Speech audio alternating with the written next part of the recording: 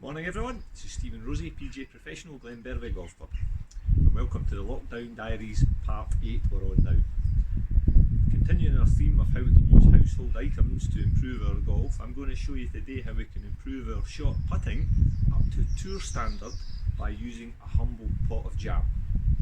So, we're going to retreat indoors, stay tuned to find out a little bit more.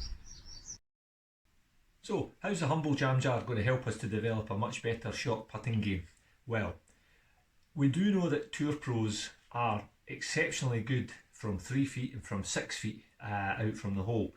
From 3 feet, the conversion rate is almost 100%. When you step back to 6 feet, a tour pro would expect to hold almost 2/3 of those putts. Now, bearing in mind some of these putts will have break in them, will be on exceptionally fast greens, i.e. they're quite difficult putts. That shows a measure of the skill there. But one of the reasons that they're able to do that and maybe you as an amateur golfer are not able to convert quite so much is because the stroke they've developed, its ability to launch the ball in the direction that they want, has that ability that you probably have as well to launch it off in the direction, but they're able to do it much more reliably, i.e. the launch direction of the ball has much less variability in it. Now what we're going to do with the jam jar is if you compare the base of the jam jar to the size of a hole there, we're going to start to putt towards something that's a little bit smaller, that's going to give us some really valuable feedback and also help us to develop a stroke and a launch direction of the ball that revolves around about a smaller target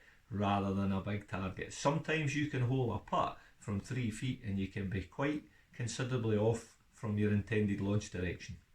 So here's the drill, nice and simple, no excuse for not doing it, don't need an awful lot of equipment and it can be done indoors.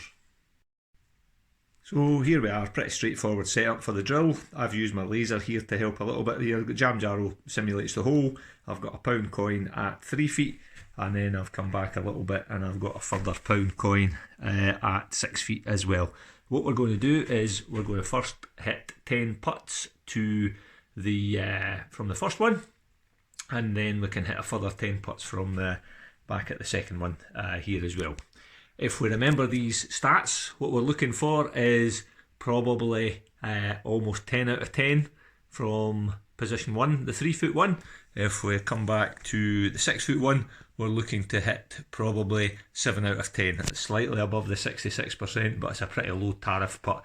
It's fairly straight and you're also doing it in a repetitive fashion. Okay, so that's me set up, drill's ready to go.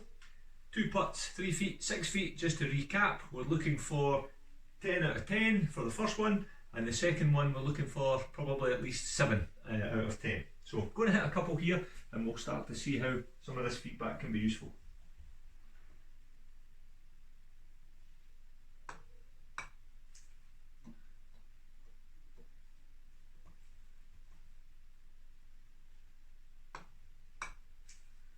Fairly good. First two have come back slightly to the left there.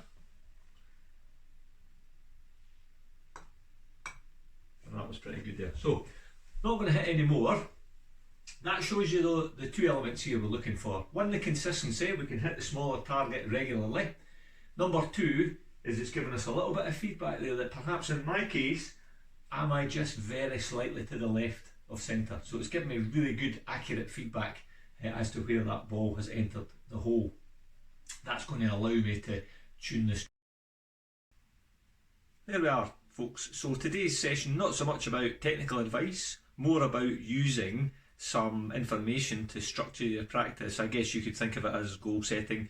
We set a goal to be able to hit regularly a smaller target than we would normally do, and we also took a further goal, i.e. we were trying to match the performance of a tour pro, albeit it's a little more simplified task, but we took those conversion rates and we tried to apply that into our practice. So by doing that, we don't necessarily need any technical points for the sessions, merely by upping the volume of practice under those constraints or criteria should help us to develop the relevant skills that we want to be able to take to the golf course.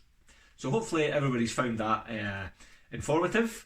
Please, I'd welcome any feedback in the boxes below. So this is Stephen Rosie, PGA Professional Glenbervie Golf Club, signing off from Lockdown Diaries Part 8. Hopefully we're not going to have too many more parts. And hope everyone's keeping safe, and we'll see you all soon.